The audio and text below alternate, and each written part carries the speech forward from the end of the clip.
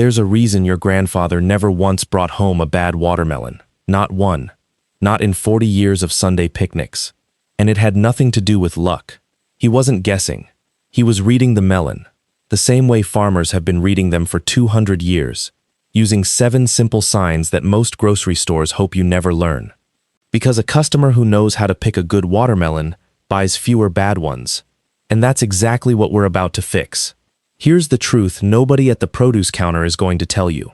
Most of the watermelons sitting in that big cardboard bin were picked based on one thing: how well they'd survive a truck ride, not how sweet they'd taste in your kitchen.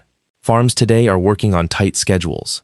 Melons get picked early, shipped fast, and stacked high, because a firm, underripe watermelon holds up better in transit than a fully ripened one. That's good for the shipping company. It's terrible for you. So you do what most people do. You stand there in the produce aisle, tapping a few melons, hoping the sound means something, picking the one that just looks biggest, and crossing your fingers. And more often than you'd like, you get it home, slice it open, and it's pale pink instead of deep red, watery instead of juicy, bland instead of sweet. You paid $7 or $8 for what amounts to a very large, very disappointing bowl of flavorless water. And here's the part that stings a little more. You probably blamed yourself, told yourself you're just not good at picking watermelons. But that's not true. Nobody taught you how. This used to be common knowledge, passed down at the kitchen table, out in the field, from an aunt or a grandfather who'd spent a lifetime learning a melon's secrets just by looking at it. That knowledge didn't disappear because it stopped working. It disappeared because fewer and fewer people grew up on a farm to learn it in the first place. So today, we're bringing it back. 7 old tests, about 90 seconds at the grocery store, and you'll walk out with a watermelon that's actually worth bringing home. This is the single most important sign there is, and it's also the one almost nobody checks. Every watermelon has a spot on its underside, the place where it sat on the ground while it was growing, soaking up sun and ripening on the vine. Farmers call it the field spot, and its color tells you almost everything. You're looking for a deep, buttery yellow, sometimes even a rich orange yellow. That color means the melon spent plenty of time on the vine, ripening naturally in the sun before it was cut. But if that spot is white, or pale green, or barely there at all, that melon was pulled off the vine early. It might look fine on the outside, but it never got the chance to fully develop its sugar. No amount of time sitting on your kitchen counter will fix that. Once it's off the vine, the sweetening process stops. So before anything else, flip the melon over. That yellow spot is your first, and honestly your best, clue.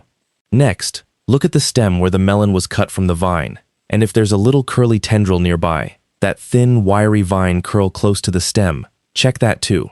A ripe watermelon that was allowed to mature naturally will usually have a stem that's dry and brown, sometimes even a little shriveled. That tendril, if you can find one, tells the same story. Brown and dried out means the plant had already finished feeding that melon, right on schedule. A green stem, on the other hand, usually means the melon was cut before it was ready. The vine was still actively feeding it when it got pulled. Farmers watch that tendril like a clock. Once it dries up and browns, that's nature's own signal that the melon next to it is done. Now put your hand right on the rind and press, gently, right in the middle. You're not trying to bruise it, just applying a little steady pressure with your palm. A ripe watermelon has a very slight spring to it, almost a gentle firmness, with just a whisper of give, not a hard, unyielding shell, and definitely not something that dents or feels soft and mushy under your hand. Rock hard usually means underripe. Soft and yielding usually means it's past its prime, heading toward mealy or overripe. You're hunting for that narrow middle ground, firm but alive, if that makes sense. This is the test everybody's seen their grandmother do, even if they never understood why it worked. You give the melon a few solid knuckle taps, right on the side, and you listen. A ripe watermelon gives off a deep, hollow sound, almost like knocking on a wooden door. That hollow echo means there's plenty of dense, juicy flesh inside, vibrating just right. A dull, flat thud, with almost no resonance, usually means the melon is underripe. The inside is still too solid and immature to produce that hollow sound. And if you get something closer to a heavy, muffled thump, almost mushy sounding, that's often a sign the melon has gone past ripe into overripe territory. It takes a little practice to trust your ear here, but once you've thumped a genuinely ripe one, You'll never forget that sound. Here's one that surprises people. Pick up two watermelons that are roughly the same size and compare how heavy they feel in your hands. Watermelons are over 90% water, so the heavier melon, size for size, is almost always the juicier one. If two melons look about the same on the outside, but one feels noticeably heavier, that's usually your winner. Lighter melons of the same size often have more air pockets or less developed flesh inside. Less juice, less flavor, less of what you're actually paying for. Step back and just look at the whole melon. You want something smooth and fairly symmetrical, evenly rounded, without odd bumps, flat sides, or a lopsided shape. A lumpy or uneven watermelon usually means it didn't get pollinated evenly while it was developing on the vine. Bees didn't visit every part of the blossom the way they needed to, so parts of the melon grew faster than others. It's not necessarily unsafe to eat, but it often means uneven ripening and inconsistent sweetness from one bite to the next. A nice, even, symmetrical shape is a small sign that things went right from the very beginning. Last one, and it's a favorite among old-timers. Look closely at the rind for little brown, web-like or spiderweb-looking lines. Sometimes they're called sugar spots or pollination scars. Here's why they matter. Those brown marks form where bees visited the blossom repeatedly while the melon was forming. More bee visits generally means more successful pollination, and more successful pollination tends to mean a sweeter, better developed melon. So don't wipe that webbing off or think it's a flaw. The more of it you see, the better your odds. That's it. 7 signs: field spot, stem, give, thump, weight, shape, and webbing. 90 seconds, tops, and you've done more to guarantee a sweet watermelon than most shoppers do in an entire summer of guessing. Here's the thing about these 7 tests. They're not tricks, and they're not folklore in the mystical sense.